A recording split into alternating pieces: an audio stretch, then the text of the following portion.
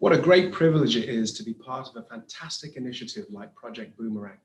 I'm Oliver Baxter, the Insight Program Manager at Herman Miller, and my duty is really to be your conduit to the research and development that we publish internally within our organization. And let me tell you, we spend 3.7% of our turnover just figuring out the research which informs our point of view and our product development as well.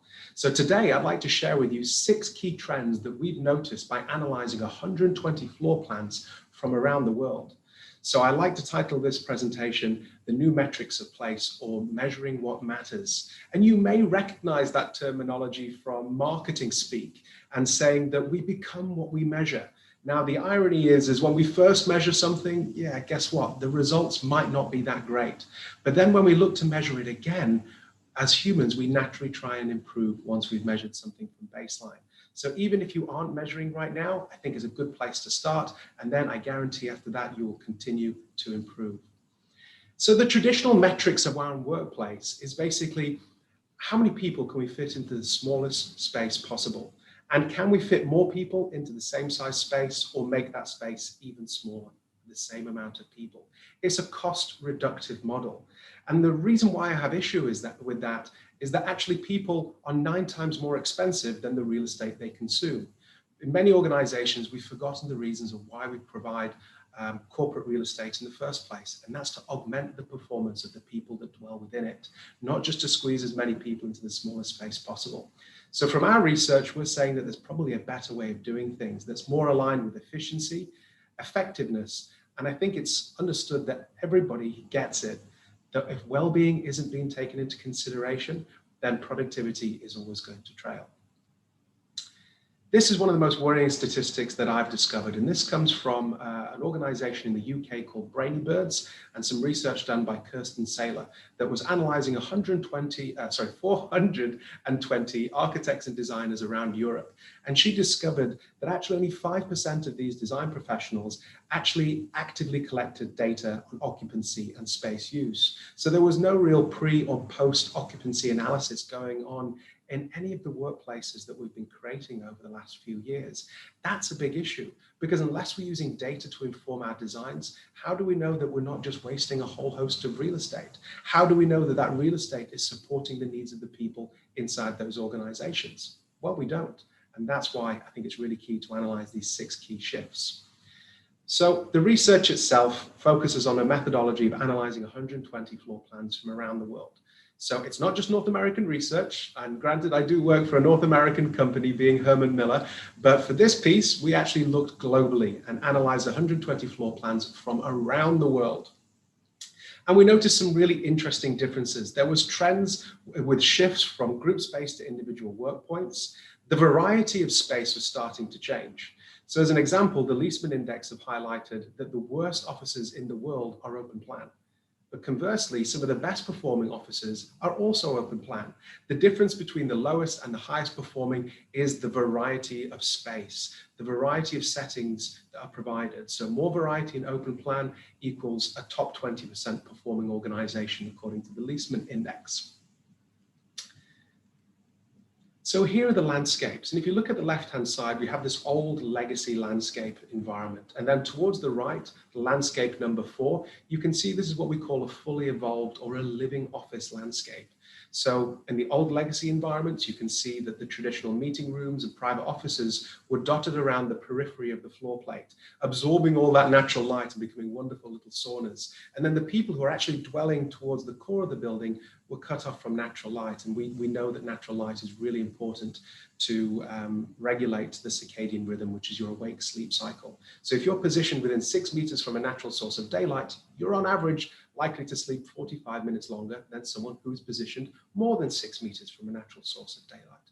So you can see as we move through the legacy to the evolved environment, we started to see a difference. So what are those differences? Well, there are 6, like I said before. So from shared conference rooms to a variety of group settings, no longer are we just looking at this one large rectangular 20 to 15 person meeting room. Now we're looking at a variety of group spaces. So from that one traditional large rectangular setting to a variety of 6 purposefully designed group settings. Because what's been well served in the past is meetings, presentations, video conferencing to a degree, but what we haven't been well served in offices, in those meeting rooms, is co-authoring reports, thought showers, unplanned meetings, and informal social interactions. And what we've really noticed during lockdown is that learning from others is something that's really stifled when we're not physically together in the same room as one another. Emerging trend number 2. From oversized conference rooms to precision fit meeting spaces. So we started to analyze the amount of chairs that would be provided in these large meeting room settings. And we noticed about 3 years ago that the trend was 10 conference room seats to each meeting space. And now we're seeing a reduction to 7 meeting room seats per meeting room. But the irony is, guess what? The average amount of people in any collaborative group is between 3 and 5. So we still have too many seats in meeting rooms today. Emerging trend number 3, from assigned workstations to shared work points. It's about moving from ownership of a workstation to membership with the organization and a plethora of different spaces to choose to do work on your work journey day. So before, in the past, we noticed that 97% of seating was assigned, and now we're starting to see 41% of workstations and work points being unassigned. And again, this is an American statistic, but I think we can forgive Herman Miller here, but 50% of US businesses are actually starting to experiment with more unassigned workspaces. So long may that trend continue. Emerging pattern number 3. Sharing space encourages engagement. So it's still part of that same trend, but you can see here that this is kind of all working within the same setting and environment, but this might be a project team that's all working together more collaboratively, and they have a plethora of different postures and work styles to choose from. Moving on to number 4, privacy is a luxury to privacy on demand. Now, this one is one of my personal favorites. In some recent research by Herman Miller, we identified that if you have your own dedicated private office, you will spend on average 77% of the time outside of that private office. So it's unoccupied for a large portion of the day. Now, everybody requires some degree of privacy to do some types of work, sometimes. So why not open up these private settings and allow everybody to use them? So rather than just them being luxuries for senior management, why don't we allow them to be on-demand spaces that everybody can access? So again, when we looked at these old legacy environments, we noticed that there was 97 people per private space. That doesn't mean that they could use it. It's just the relationship of people in an office. And now we're moving towards 24 people per haven space. So we've changed the terminology from private to haven, that kind of solitary sanctitude, right? Where you can just escape and do some heads down focused uninterrupted work. Classic example shown in the image here. Emerging trend number 5, and again, an evolution in terminology. So from required circulation to desired connection. It's not just about providing the minimum in terms of circulatory space. That 1.5 meters from the edge of the meeting room table to the wall for health and safety should there be a fire.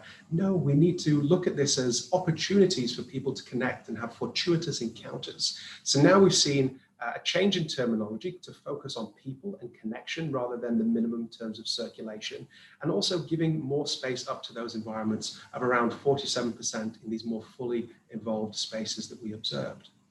So again, another good example is demonstrated here. It's these spaces in between settings that are now really important for organizations to include. And another classic example, if this lady wasn't sat there at this kind of poser height table, this gentleman that was just walking past would never have had that serendipitous moment to just pause and ask her a question very briefly.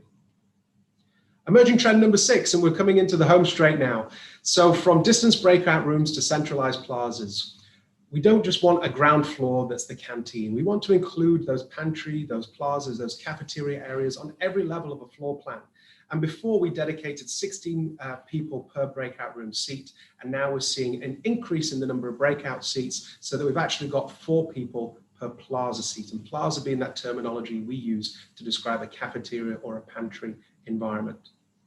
So after redesigns, we noticed that the employees significantly increased their sentiment analysis of being able to have a sense of community at work, and around 96% agreement when working with Herman Miller to evolve their environments from legacy to fully evolved living office environments. So there's just a quick snapshot of the 6 trends again.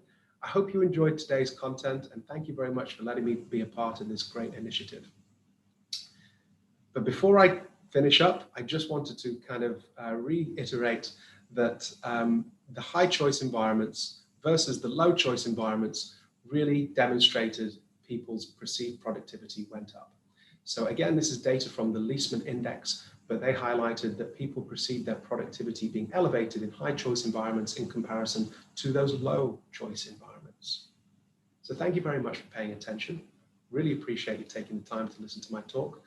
If you've got a mobile phone, I encourage you just to open it up right now and then just click on the QR code that you can see on the screen. And that will direct you to my LinkedIn profile, where please feel free to connect with me. Thank you very much, everyone.